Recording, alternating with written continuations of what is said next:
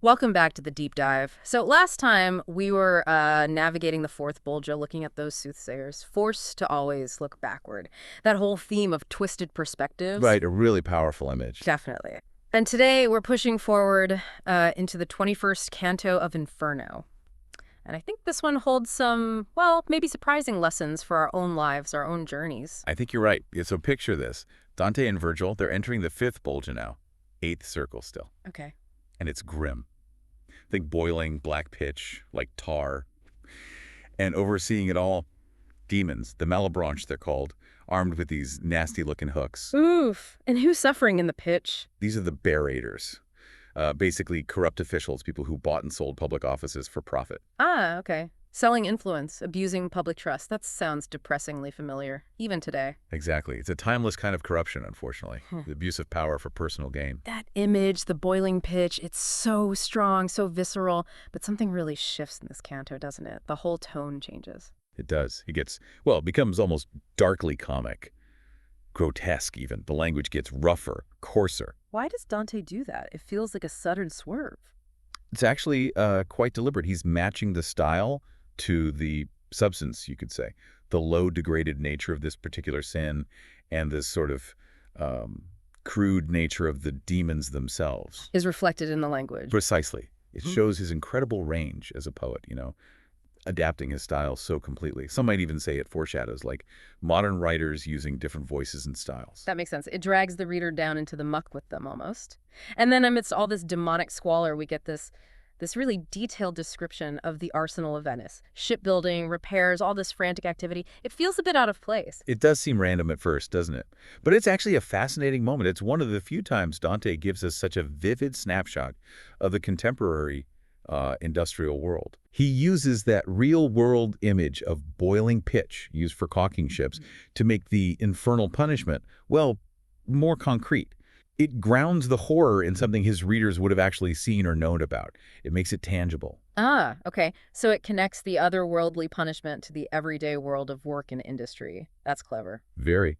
And speaking of details, the names of these demons, the Malebranche. Malacoda, Scarmiglione, Alechino, Barbariccia. They sound almost like cartoon villains. Huh. Well, they're certainly evocative. Malacoda literally means evil tale. Okay, direct enough. Right. Scarmiglione suggests someone messy, maybe a troublemaker. Alechino might, some scholars think, be related to Harlequin, the trickster figure from comedy. Oh, interesting. And Barbariccia means curly beard, just a physical description. So the names themselves add to that comic, grotesque atmosphere. They paint these vivid little portraits. It's amazing wordplay. So, stepping back from the pitch and the demons for a second, what are the big lessons here for us navigating our own stuff? Well, first and foremost, it's a stark warning about the corruption of public power. The profound damage it does, betraying trust. That resonates strongly, I think. Absolutely. Still relevant. What else? Then there's the whole episode with Malacoda lying about the bridge being out. Right. He tells them the way is blocked, but it's a total fabrication. Exactly. It highlights the deceptive nature of evil. Things might seem okay, you might think you found a way forward, but you always need to be vigilant. Deception can come from anywhere. That's a critical point. Trust, but verify, maybe? Even in hell. Something like that. But then, contrast that with Virgil. He actually manages to talk to Malacoda to negotiate safe passage, at least initially. Yeah, he uses reason and authority. Which shows the power of mediation, of speech, right? Yeah. Dialogue can be a tool even in the most hostile environments. It doesn't always work out perfectly, as they discover later, but the attempt matters. So negotiation has its place. What else stands out? I think the overall tone, that low-course style we talked about, it reflects how moral degradation strips away dignity, how our actions are perceived, the style they project, and finally, just the basic fact that Dante and Virgil have to adapt. They're in this dangerous place. They can't just barge through. No. They need prudence, flexibility. They have to figure out how to navigate this specific challenge. It's a lesson in adapting to circumstances, however unpleasant. So quite a mix then. We've got the seriousness of corruption, the need for vigilance against lies, the potential of dialogue, the way our actions look, and the necessity of being adaptable, all from one canto full of demons and pitch. It's packed, isn't it? Which leads to a thought, maybe, for everyone listening. Go on. Think about your own journey. What are the boiling pitch moments you face? Situations where things are messy, maybe deceptive.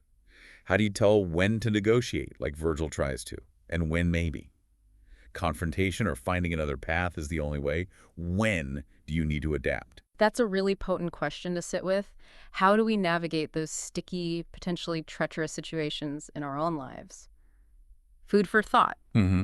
Well, this has been our 21st deep dive, exploring the lessons embedded within Canto 21 of the Inferno. Thank you, as always, for joining us on this journey. We'll pick it up again next time.